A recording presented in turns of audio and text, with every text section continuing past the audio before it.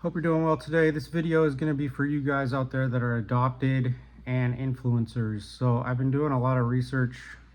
My research is always ongoing, and I like to watch a lot of documentaries and interviews of people in my own my own free time. And I've been watching a lot of Soft White Underbelly with Mark. I don't know how I'm going to screw up his last name, Laida or Laisha. But in one of his videos, he said that all of these people that he interviewed that are really, really broken human beings, the one thing they have in common is that they had a lack of unconditional love in their childhood.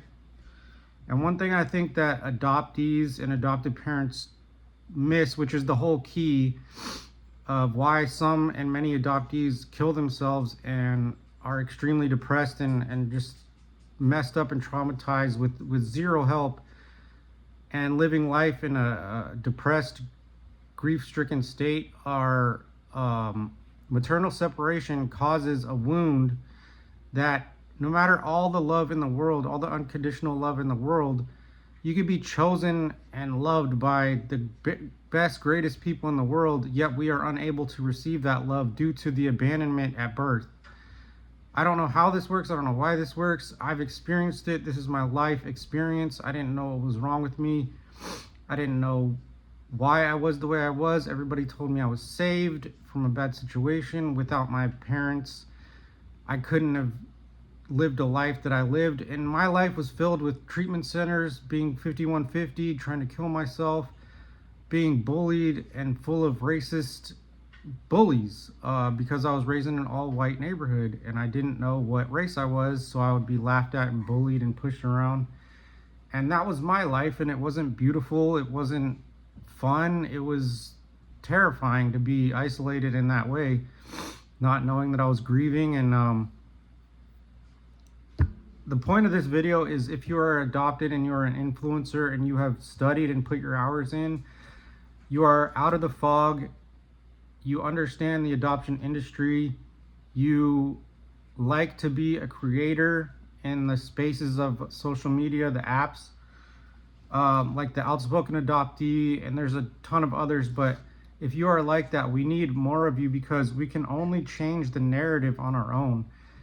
Yes, this is sort of negative in a way that if adopted parents and adoptees that are maybe not as educated in the adoption field or in the adoption history or on grief or the 7 core issues of adoption or transracial adoption and what being raised in a colorblind home can do, or all the issues that do come along with being relinquished.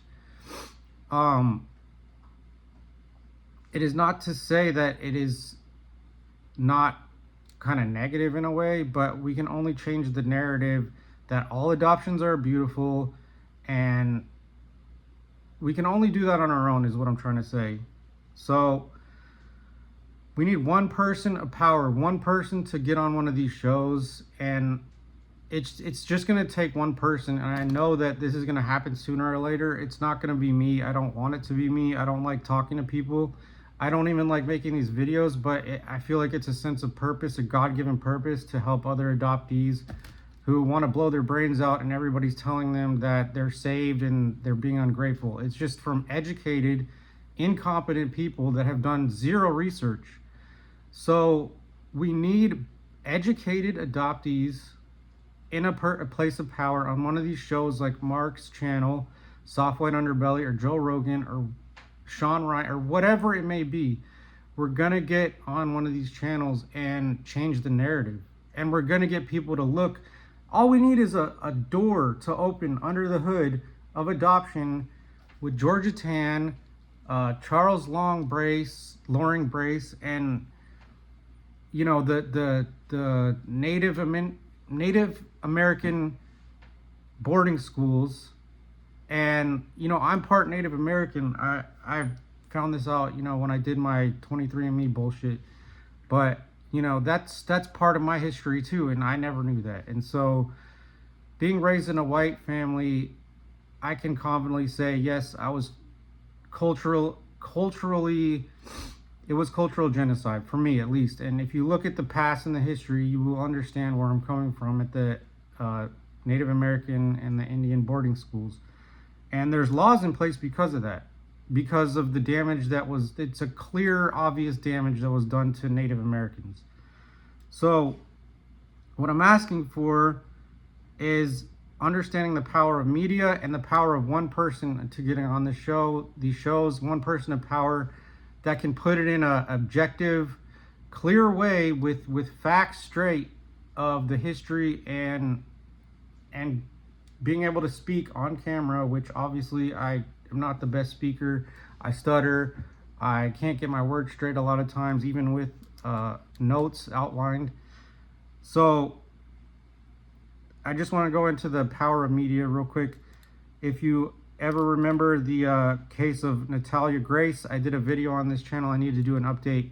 Her name was destroyed by this white woman in power who adopted her legally and went in the courts, legally got her age changed in the courts, and there's still people that are not educated on that case that believe that she is a liar and that still believe the parents. Now, this is an innocent girl that has a horrible, like, lifelong disease, and she was in the media and her name was destroyed. I mean, it's still destroyed. She has to live a life with this thing haunting her, you know, for the rest of her life when she is an innocent adoptee.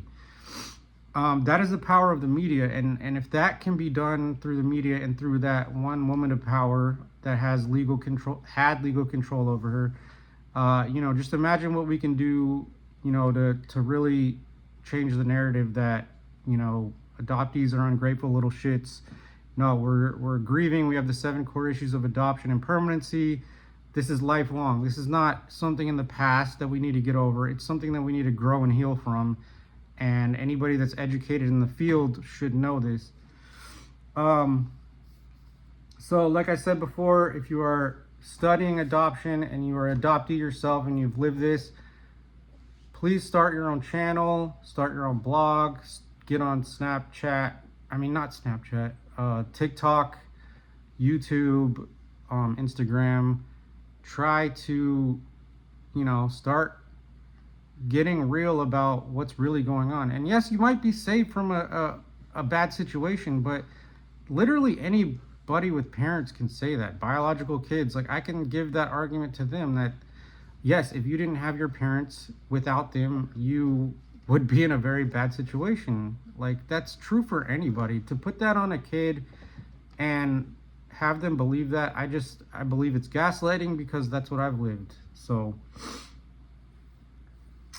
please please put your voice out there, start being real, start being honest. And, you know, to get the confidence, you have to study.